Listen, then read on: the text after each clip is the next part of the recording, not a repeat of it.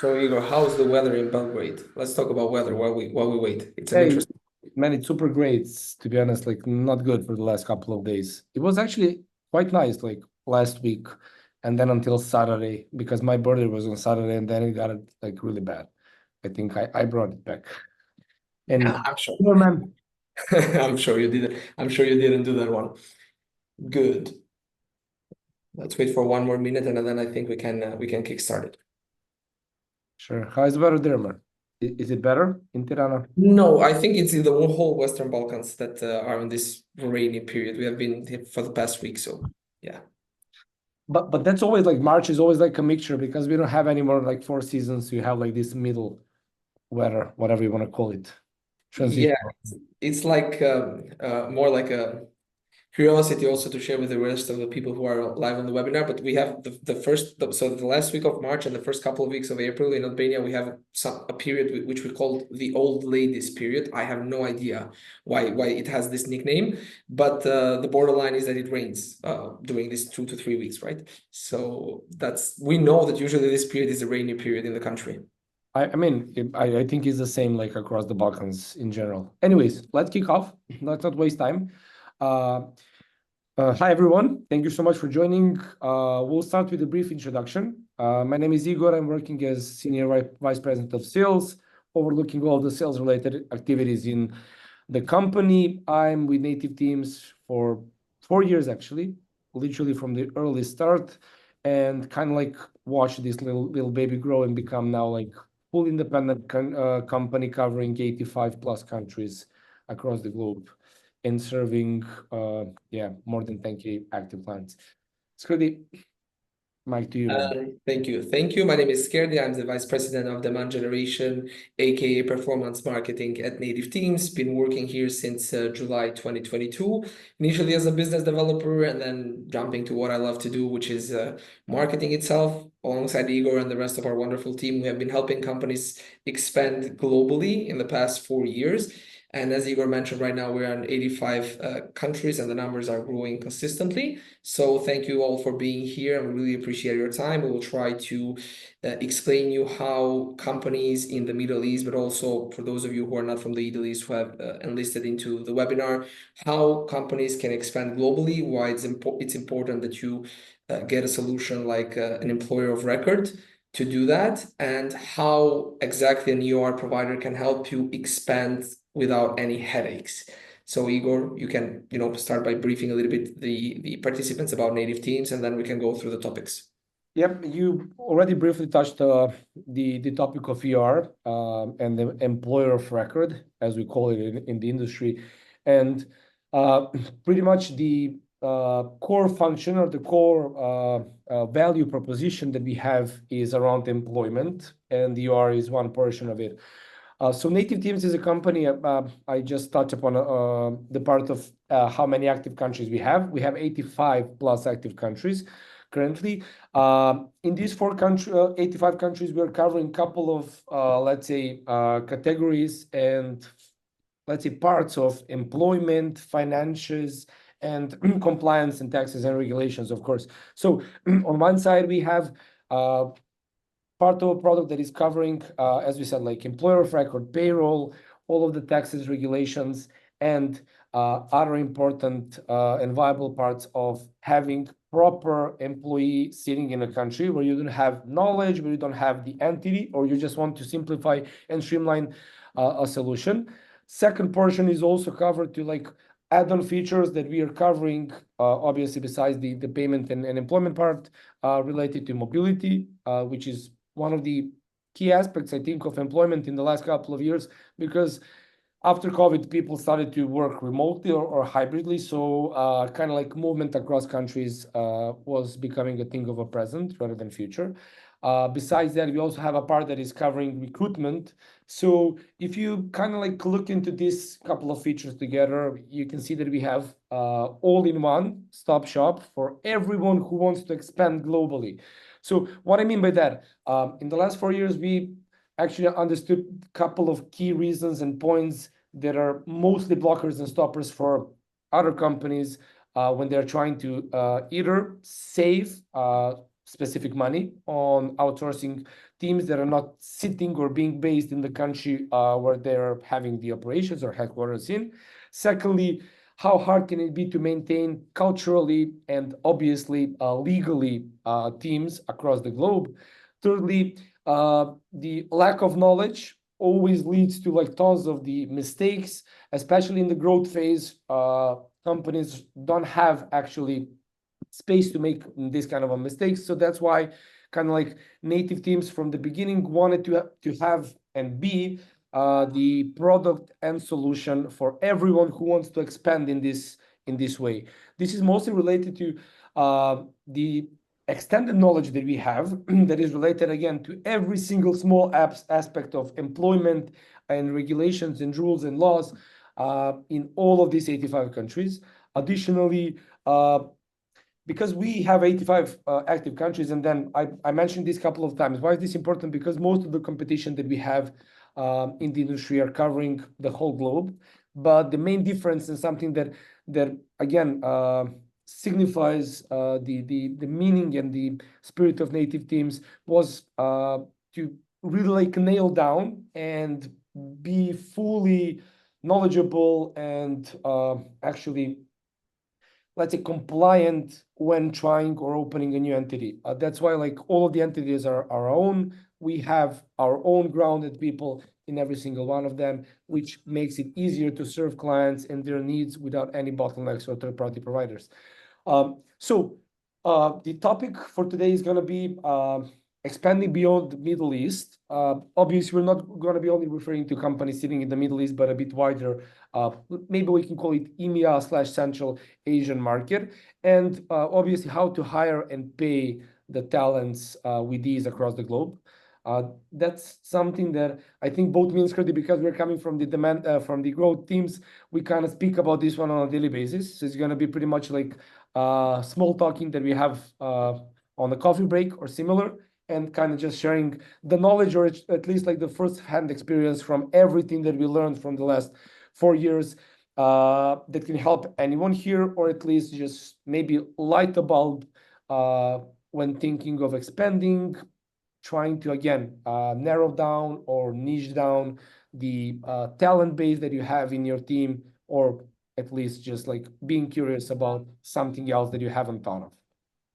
Yeah, thank you. Thank you very much, Igor, for the overview. And this is going to be a little bit also as a Q&A between me and you. You know, you can jump whenever you feel you have to add on something, and then I'll do the same with you. And what we will start with is definitely going to be the challenges. So you explained at great length what we do at Native Teams as a company, and I would like to start by going through, repeating a little bit the challenges that the companies, most of our competitors have had, and why they have chosen us as their UR provider. So basically, we are talking about companies of all levels. So we're talking companies that are startups, mid-level enterprises, big enterprises that use UR for different reasons.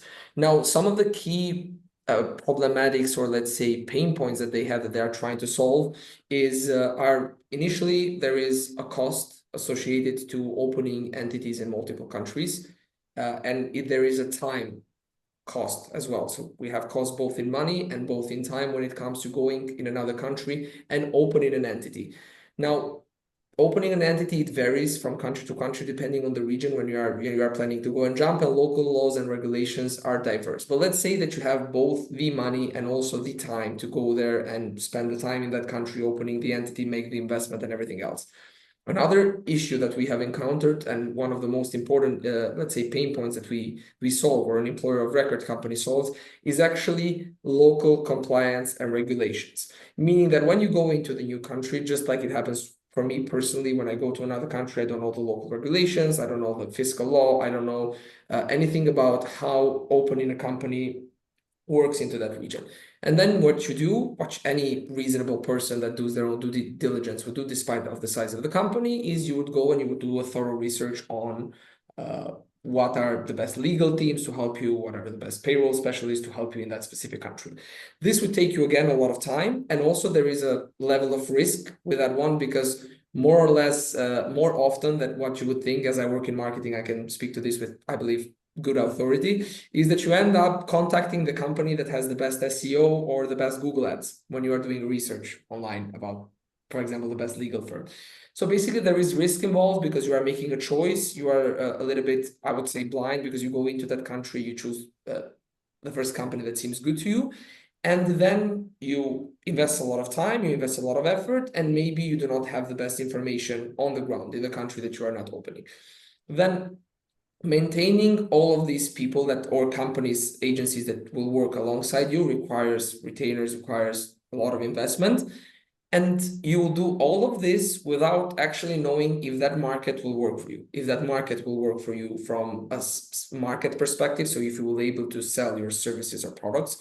Secondly, if that market will work from you from a headcount perspective, from a quality, resource quality perspective. So let's say that tomorrow you are a company that operates in the Middle East, but you want to hire people in Southeast Asia.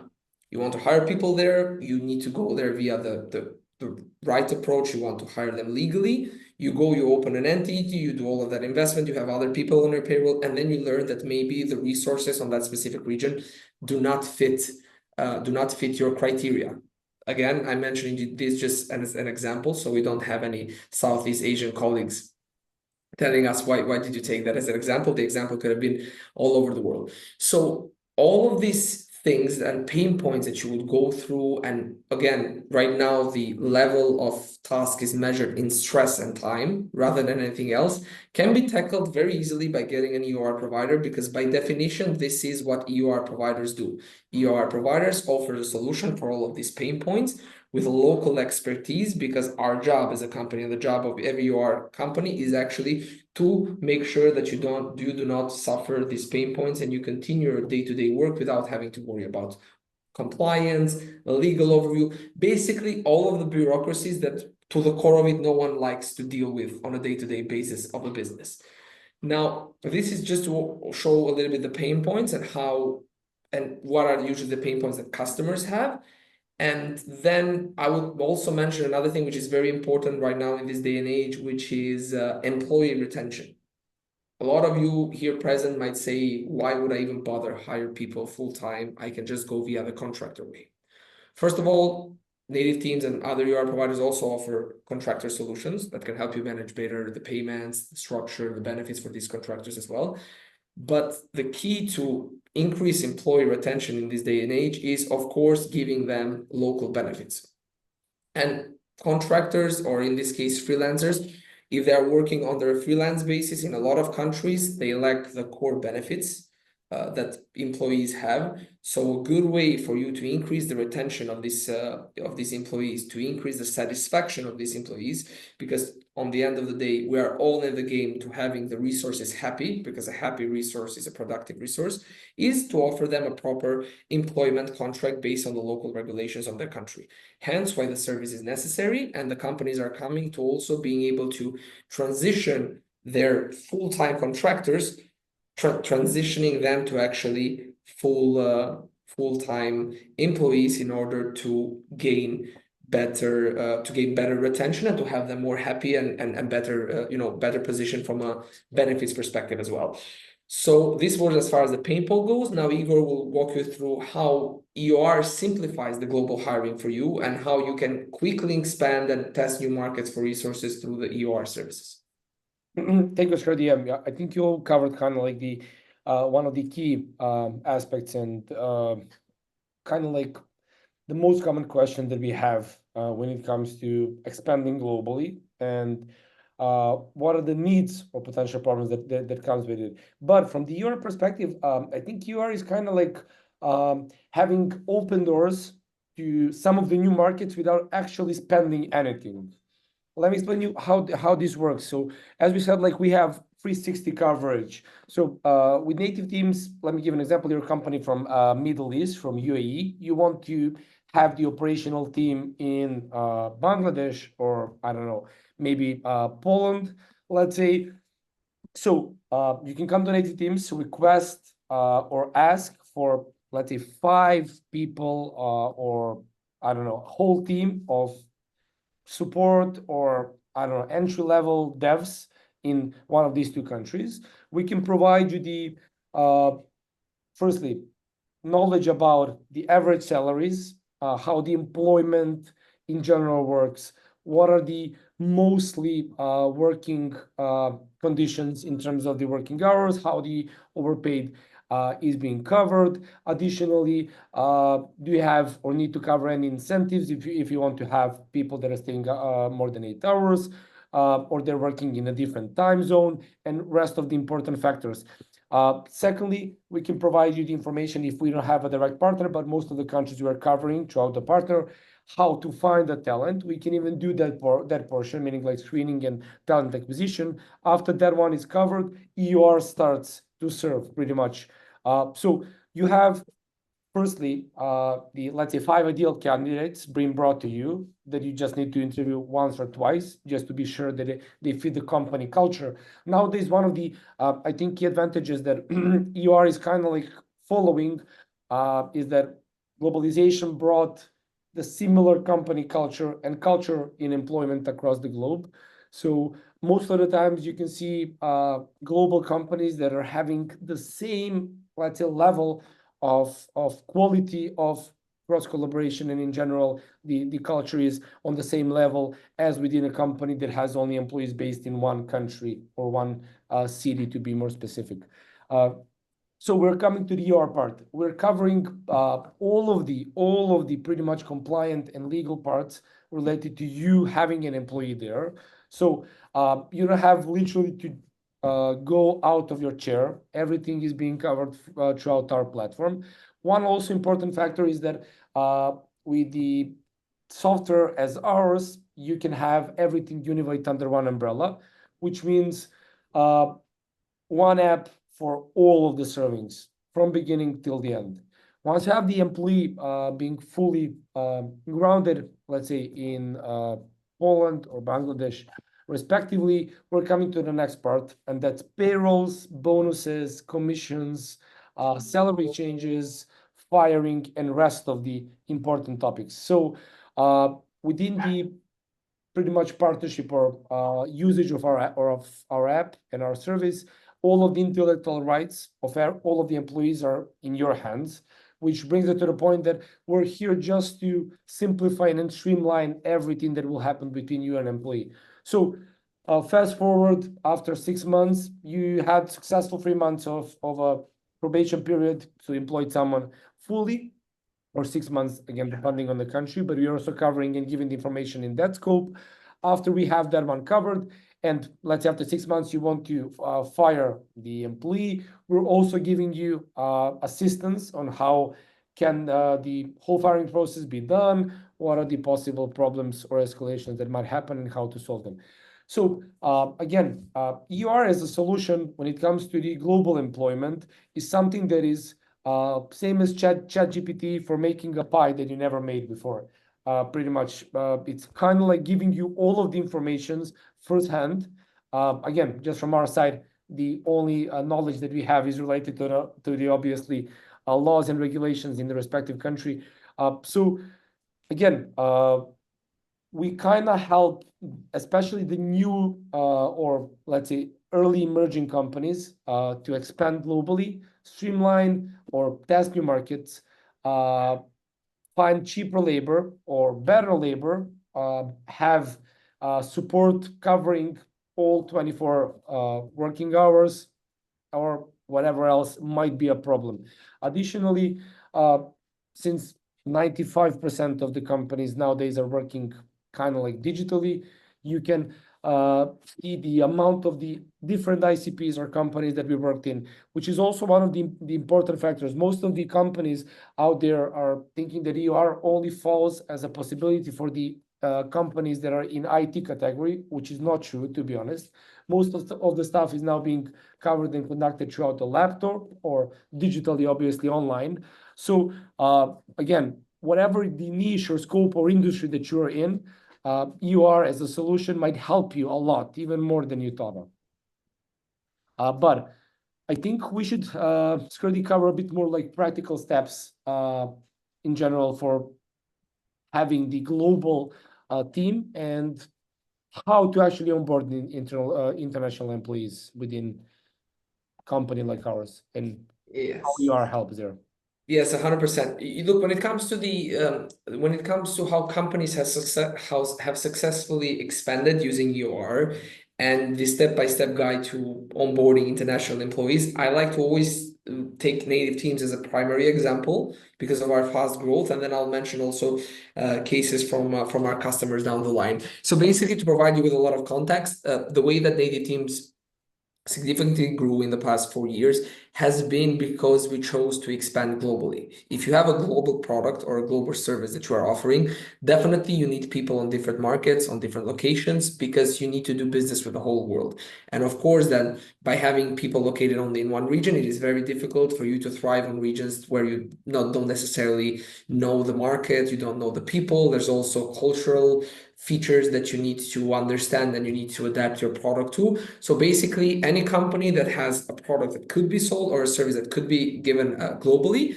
needs a global team down the line.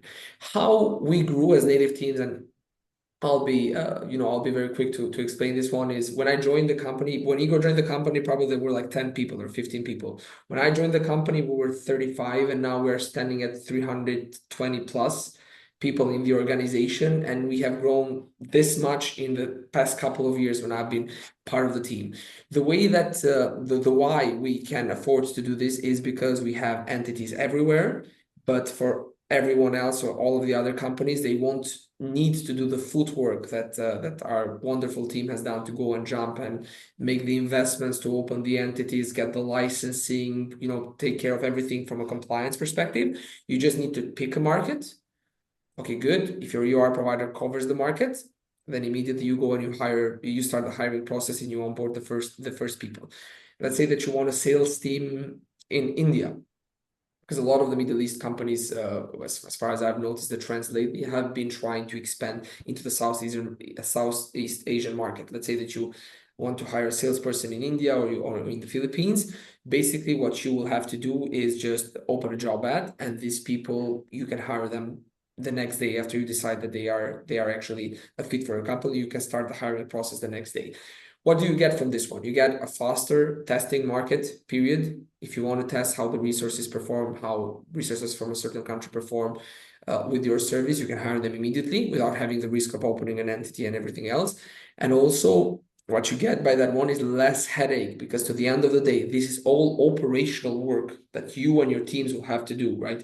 And depending on what type of founder you are, if you're a founder with a very strong legal background, maybe, for you, that is fun to work on. But most of the founders right now on Web3 are more technical, related to the products, or more marketing and salespeople. So if you're a person which are niched into this direction, let the professionals handle all of that one. And what you gain by choosing a EOR provider is that you do not gain expertise just like you would do with a legal team. If you contact a legal team in Serbia, for example, where Igor is, they will be the experts for Serbia. But when you contact an EOR provider, you get experts for 85 countries, meaning that your testing periods is so fast. So when it comes to onboarding international employees, and here we will jump a little bit more into the practical things.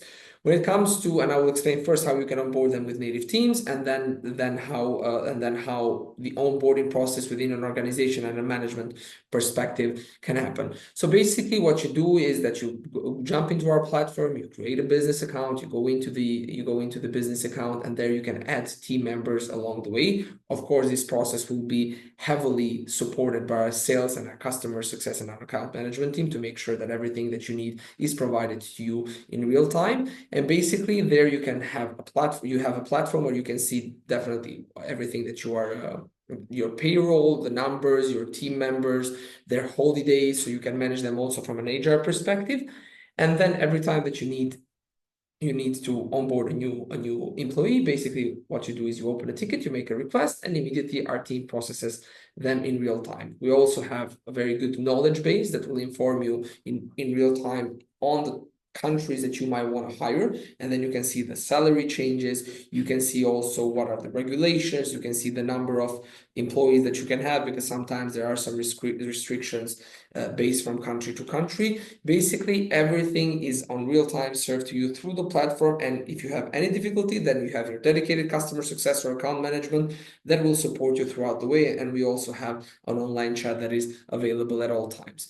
Now, when it comes to how to onboard these employees within your organization, because this might be also one pain point for you that you might have, and I think that me and Igor can speak at great length about this, because we have team members across the globe. So Igor probably has team members in more than 10 countries. I have team members in more than 7 countries. Definitely having a very clear outlined employee onboarding process is the golden rule to onboard international employees. Because if you have a very clear structured onboarding process, and that can be 1 month, 2 months, or 3 months, depending on how you run things in your organization, that will allow this employee to get everything from a product and service perspective of what you're offering. So to learn the technicals, to understand which are the people that they need to communicate with, to understand better the brand, to understand the information and the way that the company speaks their service and their product. Now, when it comes to international hiring, one very key thing that you need to also work on is the cultural perspective. Now, we are all different people living in different regions, and there are 2 cultural aspects that we need to work on. The first one, which is the very important one, is the company culture perspective. So basically, that every new person that jumps in the company can attest and can speak in a way that fits the company culture, and they are embraced and enriched and empowered by the company culture, and also respecting the individual or the personal culture that people from certain countries have. I will make you an example. Me and Igor are from 2 countries that are not very friendly to each other. If you know a little bit the history from the Balkans in the past years. What Native Teams has done as a company, and a lot of companies are doing, is to make sure that people who are from countries that are not very friendly with each other, to not only work on a day-to-day basis with one another, but also to become friends, right? Because right now I consider Igor a friend. Now, when it comes to that, you need to do a lot of work, not only by taking care that they understand the company culture, but at the same time that they respect the culture between one another, because once they do, and once these teams, which are coming from different countries and different aspects of life, work in unison together, then success is only a consequence of what you have done for your team. And you reap what you sow. So in this case, definitely you have done a good job, and then your team will give you the satisfactory rewards. We can give you a lot of examples about companies that have quickly expanded through native teams. Of course, here we cannot mention the names of the companies, but we have one.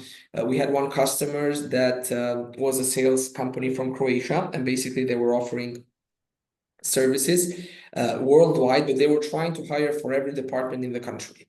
Now, we're not saying that Croatia does not have good resources to fit for every department, but they found out it was easier if they expanded their field of sight into the whole wider Balkans. For those of us who do not have the information, the wider Balkans are 11 countries in South Europe. And basically by doing that, they managed to scale faster. So they scaled their whole yearly plan in 3 months. And what they gained is that they gained an immediate ROI on their investment in their expansion strategy by gaining new customers by the day, because they found out which country had more or less the best developers. They found out which people were doing good for project management, because people, based on their cultural aspects and what the local governments do to incentivize certain professions, definitely there are countries that have more, let's say, developers. There are countries that have more project managers. There are countries that are more in the arts, more into the customer success, based on also the type of businesses that are there. So these would be the practical steps that you would do, making sure that you choose the right UR provider, so you completely sleep on everything that is bureaucratic. Secondly, build a very good onboarding process, meaning like you onboard people both on what is the technical aspects of your company, but also on the cultural aspects of your company.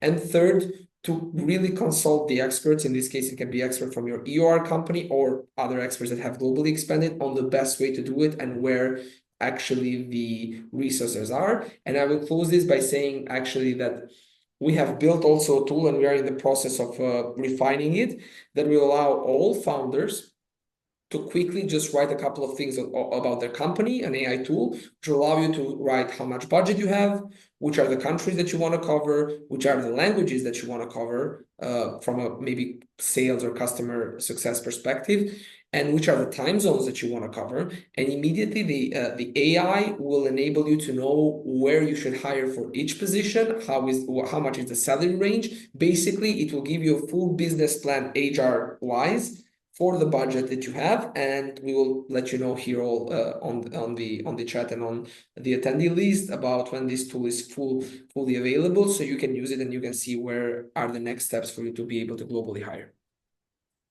Amazing, Skerdi. I think you also, with this last kind of like AI touch, just wrapped up most of the important topics that we wanted to have here. I would just like add a couple of also factors that you might have in mind when trying to expand globally. Just before we wrap up and go to the Q&A part and yeah, reply to the question that we have. So as you know, pretty much the biggest problem that companies are facing when trying to expand globally is the I can call it like fear. And in most of the cases, we are facing companies that are actually scared because they just don't know anything about this specific market, or at least if they know, they're not actually sure about the knowledge that they have.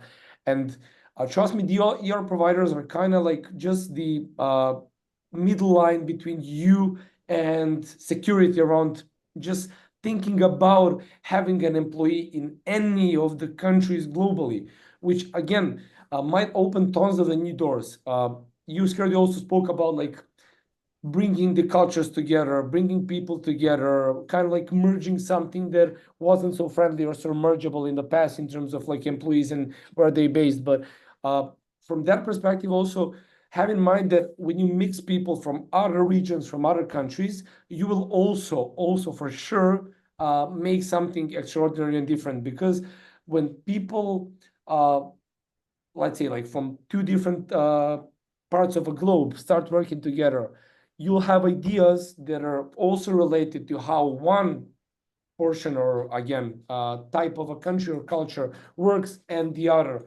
Again, from our perspective, you also know like when every time that we brainstorm, how many times we clash each other with again ideas or thoughts about specific thing, which in the end ends up in even better end result or conclusion of everything that we want to bring. So again, expanding globally is not just about streamlining costs, having better coverage or whatever else, but also expanding the culture and mixing something that wasn't mixable in the past. Yes, 100%, Igor. I agree totally with you, and thank you for doubling down on that one. Now we have a few questions from before the webinar that people have sent to us, things that they would wish that we were discussing it, but also we have the chat here. So of course we have been speaking to the attendees ad hoc right now, but right now would be a good moment to also write additional questions if you have them, while me and Igor go through the questions that we got via email previous to the webinar. So basically, Igor, we'll do it like this. Like I will read the question once, and you will answer this one, and then I'll answer the second one. So one of the questions that was asked was, what are the biggest compliance risk companies face when hiring internationally, and how they can avoid them? So I think from that perspective, the biggest compliant risk is money, and besides money, second one might be reputation, and third one might be time. And I think that circle just kind of like always repeats. So firstly, from the compliance side, any mistake that you can make possibly can cost you a lot. Reputation wise, obviously, if you make any mistake, employee or government might flag you, which might end up in obviously again, tons of the problems and disputes on that front. And thirdly, again, time-wise, all of the time that you lost is again coming back to money and then reputation and then again time. So I think the endless loop when trying to test something that you don't need to test, because One thing that we always hear from the clients is actually how happy they are to fall asleep because they know that they don't need to worry about any of these things. Again, if you have 14 salary in Portugal, can you have 6 months long probation in Serbia? What happens if you don't actually have all of the key KPI or SLA lines stated in the employee contract drafted, and then you want to fire someone? What are the I don't know possible laws that you can break if something goes wrong, and so on. Again, so all of these things are something that we are covering, and I think these three things specifically are together covered with, again, EOR and native teams as a company, and that way just compliance is not your potential problem, and you don't have any questions about it, you just ask. Thank you very much, Igor, about this one. I will go on the second one, which is Yes. how does Just reading. EOR Yeah, how does the EOR help businesses scale faster, save on hiring costs compared to setting up a local entity? Yeah, like we mentioned earlier, basically the saving happens in two currencies. The most important currency, which is time, and the second most important currency, which is money. How do you save in time? Definitely, for you to be able to go and open an entity, you will have to find all of the right partners. The founder will have to go there physically in a lot of the countries just to make sure that they can open the entity. Sometimes there is traveling restrictions. There are minimal limits of investment for you to open an entity, and basically you are going to need to find a team there to take care of everything, plus the time that you are going to invest.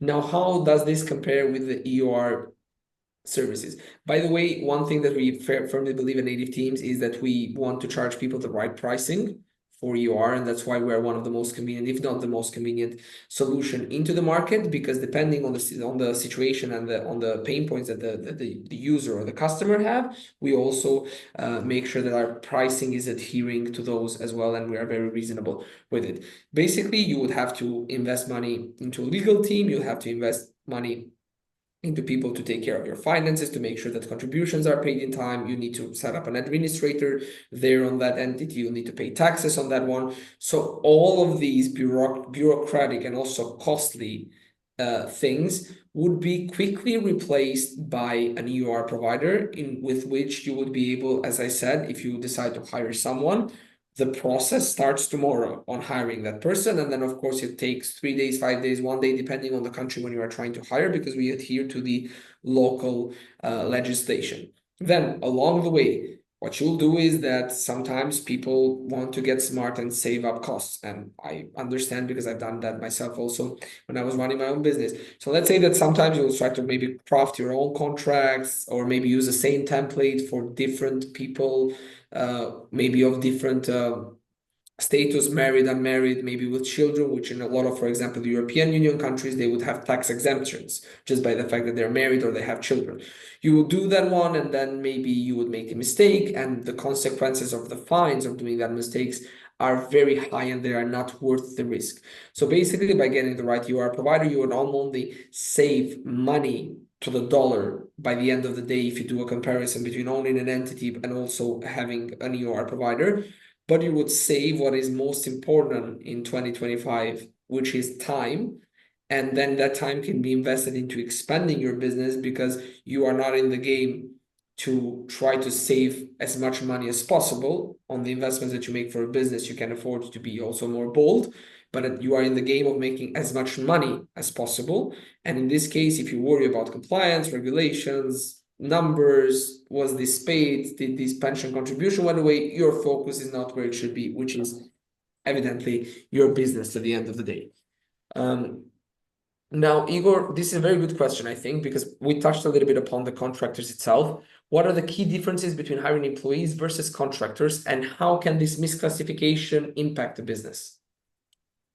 I think this is really important because in general, some of the countries, they have self-employment, they have entrepreneurs, they have contractors as part of the possible employment for individuals. Some don't. So again, I think for the Middle East, contractors are not a thing of a present, and it's not something that tons of them are familiar. Mostly contractors are related to subcontracting, third-party providers in the areas or sectors that are mostly related to the blue collars. But within the white collar area, it's a bit different. So employee works for one employer, contractor works for more clients. That's main difference. Obviously, with employee, you have onboarding, training sessions, and whatever else most of the times. And with contractors, that's not needed. You're mostly hiring someone just to help you within a project or a specific area. With in general employee, you can pay them hourly or salary can wage, obviously, a lot, while with contractor, you're paying per contract or per specific project, or again, the scope or idea of how can the contractor be paid is a bit more trickier because it's always locked, while with employees, obviously, it can be changed throughout time. And that's something that we are seeing obviously as a big plus of having an employee if you want to have someone on a longer run, and then compared to having a contractor that can just obviously, if they want, jump on another project and just leave you hanging, because there is not so many private from the law perspective, you cannot use any of the law medicine when trying to, again, possibly sue a contractor, while with the employee, it's easier. Also, NDA clauses and everything around confidential data is much more trickier if you have a contractor, because it's almost impossible to sign something with individual in that sense, while with full-time employee, that's a different story.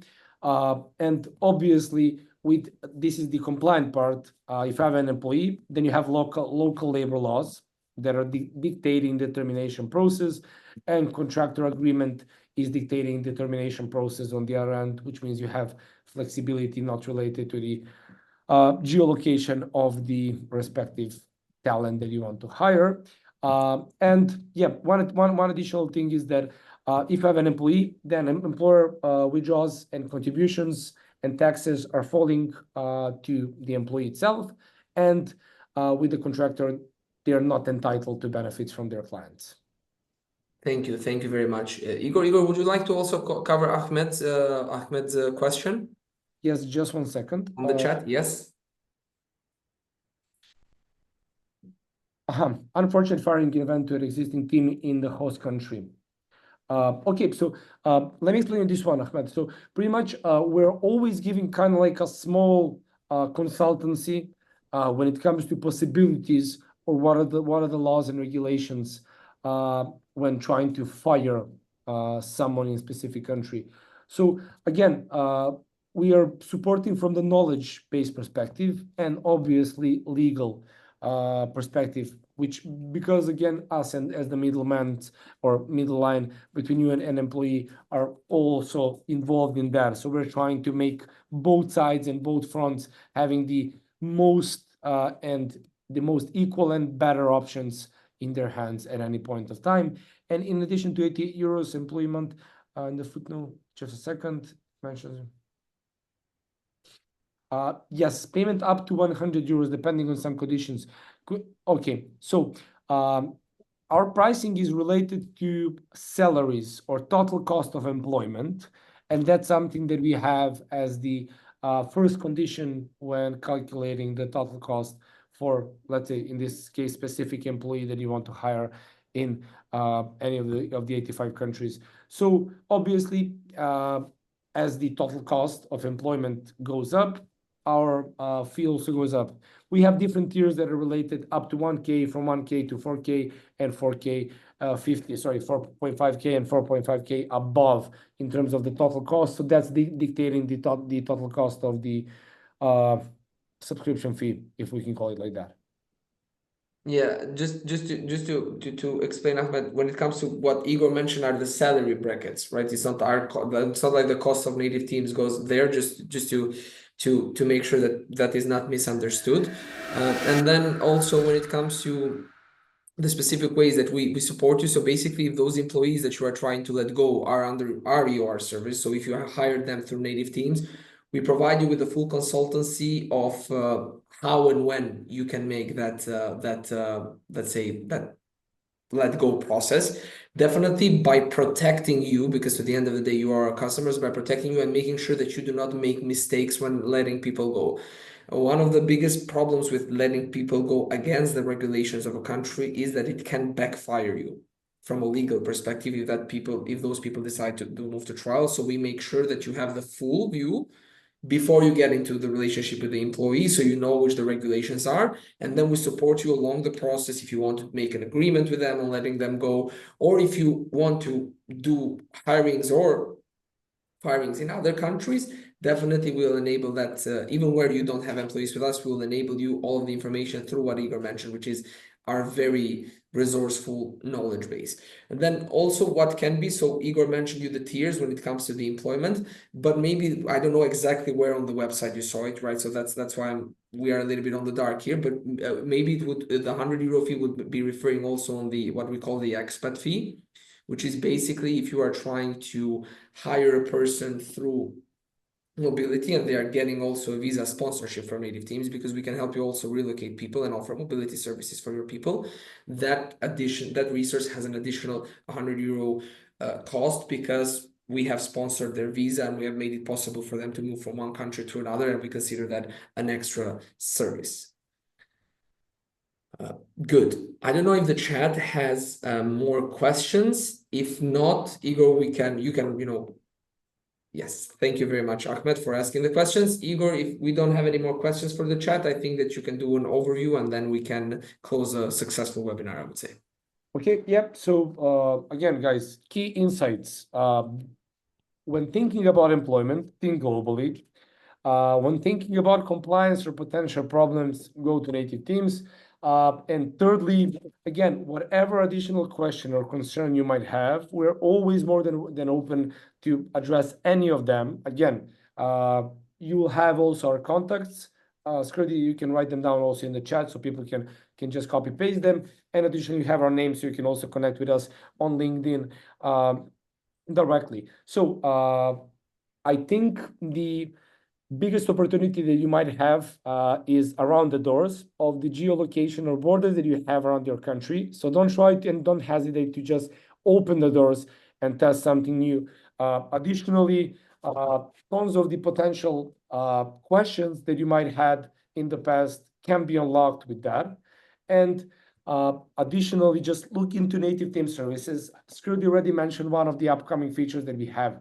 We are also trying to add and kind of like make the already seamless ride even more pleasurable to every single one of the clients and customers from both fronts, employee and employer side.